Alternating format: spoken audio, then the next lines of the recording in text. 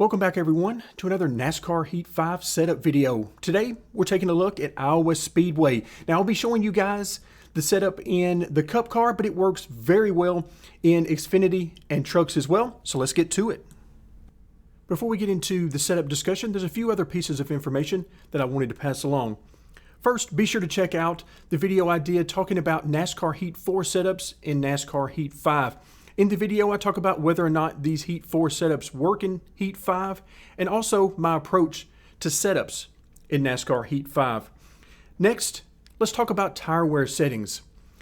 I generally work with normal settings, so normal wear and normal tire wear fall off. And the reason I do that is so that we can get a very good baseline, which is the most important thing for me to pass along to you guys.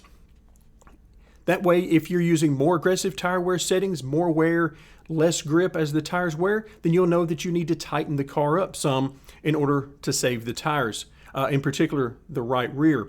If you're using less aggressive settings, which would be less tire wear, more grip in the tires as they wear, then you know that you can get by with running a little bit looser setup. So using normal settings for both tire wear as well as grip fall off allows me to create that baseline. I do enjoy using the other settings, particularly having the more aggressive settings and less grip as the fall off happens, but I think normal on both tire wear and fall off gives us a very good baseline. Also, the focus of my setups is on stability. I don't focus so much on single lap speed or worry about single lap qualifying type speed. I'm more interested in the race and having a good car from the beginning of the run through the middle of the run, and then finishing up the run strong as the fuel wears out.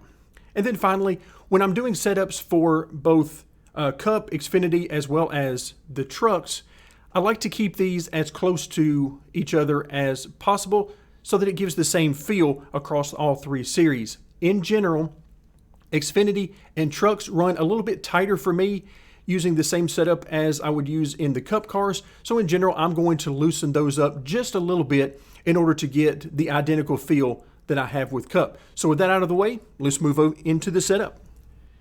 Unfortunately, I'm not feeling very well today, so it's going to be a struggle with my voice, so I apologize if it's going in and out, but I'm going to try my best to keep it at a reasonable level and work our way through the video. Because of that, I'm not going to take quite as long in today's video with some of the discussion in the different areas of the setup. For that, I would recommend trying out the other short track videos I've done recently, Phoenix and Richmond, as they will have some of the very same pointers that I will give you in today's video.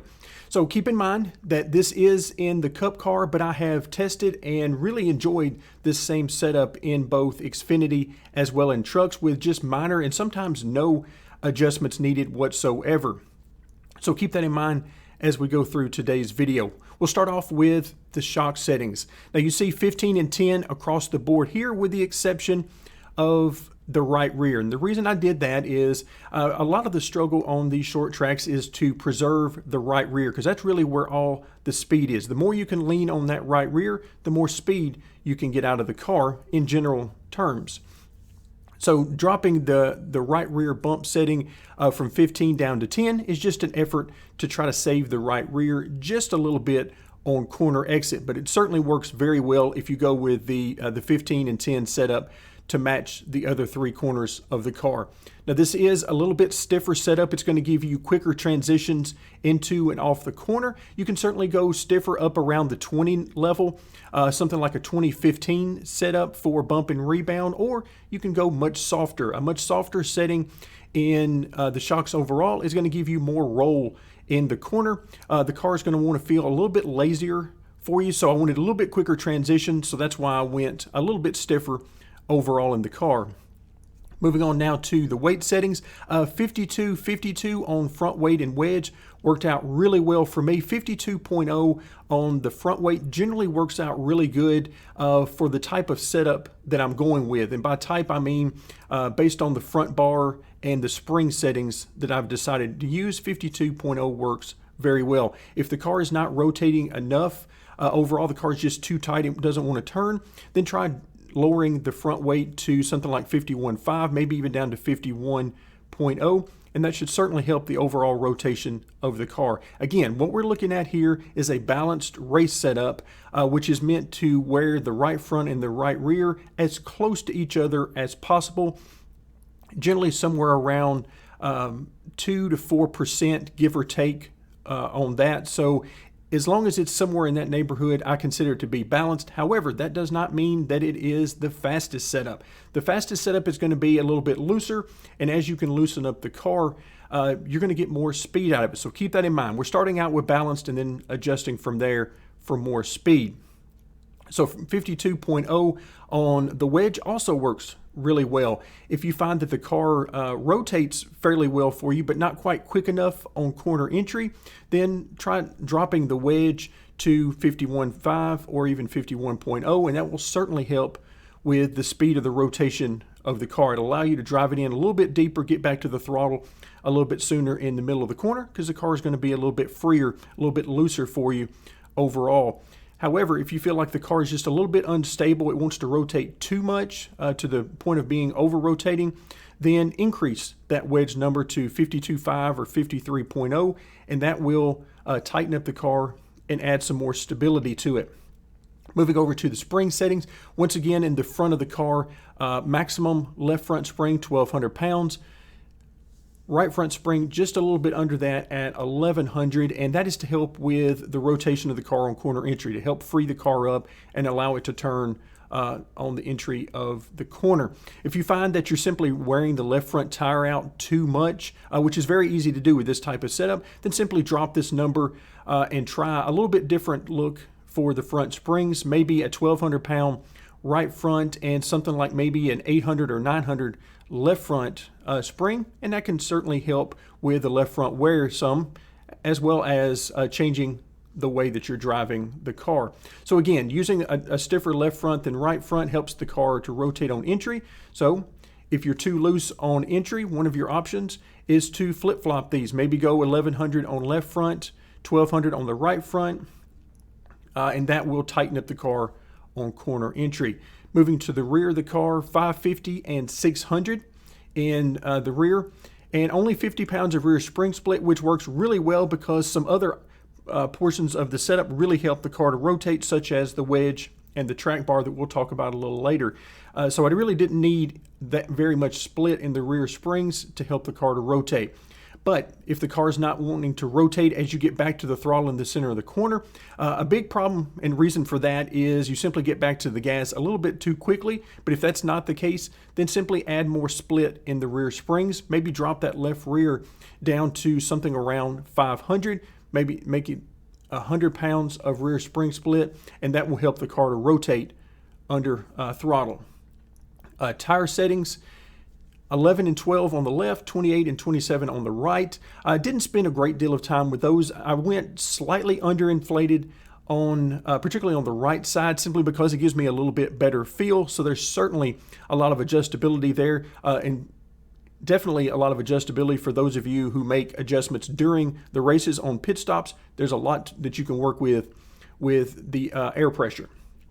Moving on now to the miscellaneous settings, +3 and -3, which has become pretty standard for me because it's a safe range to work with. Anything around 3, anything basically from about 2.5 plus or minus up to about 3.5, sometimes up to 4 can work out very well for grip. You just have to be careful about going too high on the camber, and you can reach a point where you start to really wear out that particular tire very quickly. So manage the camber based on your tire wear and the speed that you're looking for, and you can do certainly a lot of adjustability there. Moving on to the front sway bar. This setup is built around a 2.0 maximum front sway bar. The reason I did that is for a stiffer overall feel to the car. It also adds quite a bit of stability overall into the car, which is what I was looking for at a place like Iowa. Doesn't mean that you can't get by with a very different setup as I've used in years past on the shorter tracks at places like Iowa or Phoenix and so on. But in this case, I wanted to go with the 2.0 max setting. If you reduce this number closer to maybe a 1.8, 1.7, then that's going to free the car up. It's going to rotate much quicker and much more overall than it does at 2.0. So be very careful about this setting. The front sway bar has a huge effect on the overall handling of the car. Moving on now to the track bar, 13 inches on the left, 14 on the right. Higher on the right than the left because left side track bar really helps out with the entry of the corner. Right side is used more for the exit of the corner. Entry of the corner was really good for me because I already had the front springs helping me out there, as well as the wedge really to help the car on entry. So I needed a little bit of extra help on corner exit there without getting too loose and wearing out that right rear. And a 13-14 setting on the track bar really helped me out with that. However, I will tell you, we'll come back to that in just a moment so we can talk about the ways to loosen up the car, ways to search for more speed without having to adjust a lot of different things in the setup. But again, since we're looking at balanced, 13, 14, maybe even down a little bit lower on the right side, maybe 13 and a half, 13 and a quarter will certainly tighten up the car. So brake bias, 70%. I used a lot of different values here, as low as about 63 to 65, as high as about 75, maybe even 77 there. And it all depends on how you use the brakes on corner entry. If you like to drive in really hard, then who knows, you might need to lower the brake bias a little bit to get the car to turn, because by default, under heavy braking, the car's not going to want to turn all that much. So lower numbers on the brake bias, somewhere around that 63 to 65 number I quoted, is going to loosen the car under braking, make it turn better. Higher numbers, 75 to 77% or higher, is going to tighten the car on heavy braking. So again, this is all going to be a personal feel for you. Moving on to the grill tape, 40% was a pretty good number. I didn't get overly aggressive with this, so there's still some adjustability there. You might be able to go 45, who knows, maybe even up to 50%, but I didn't want to get too aggressive and give you something that would really put you on the verge of overheating the engine. So I'll let you guys adjust from there. Wheel lock and steering offset, 10 degrees and 0.05, pretty standard for me. So let's move on to the gear settings. Didn't really mess around with first through third. Maybe a few tweaks that I would like to make there. Bring second and third gear in particular down maybe 1 to 2 clicks. I prefer a third gear somewhere around 1.4, maybe 145, somewhere in that range generally, but the default is certainly not bad. The 389 final drive ratio is a pretty good number. It is, when you're running your faster laps at the beginning of a tire run, then the 389 gear is going to really push the RPMs very hard. But as you wear the tires over a longer fuel run, then the 389 gear can really help to keep some RPM there. But as always, there's some adjustability there, just depending on what you need. Now, let's talk briefly about some adjustments that you can make. Once you have a fairly balanced car, you can start to work on adding some speed to the car. And without having to rework the entire setup, there's a couple of things you can do very quickly to add some speed. And the first is the track bar.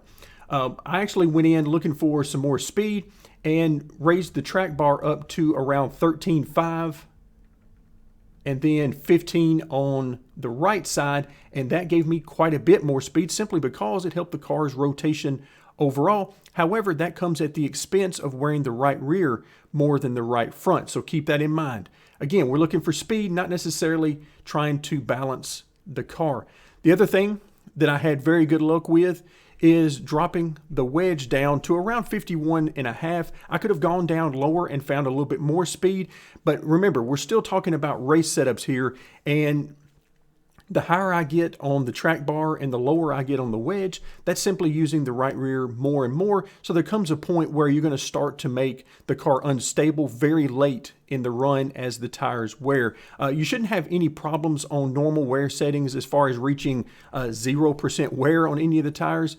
But once the right rear is wearing quite a bit more, maybe 15 to 20% more than the right front, you're going to cause some instability very late in the run. So again, keep that in mind. But I wanted to show you guys a couple of options to really help out with finding some speed rather than focusing quite as much on the balance of the car. As I mentioned very early in the video, this setup also works very well for me in Xfinity and Trucks with little to no adjustment other than maybe some rear end ratio issues based on the lap time differences in the cars. But other than that, that's going to do it for today. Thank you so much for joining me, and stay tuned for more NASCAR Heat 5.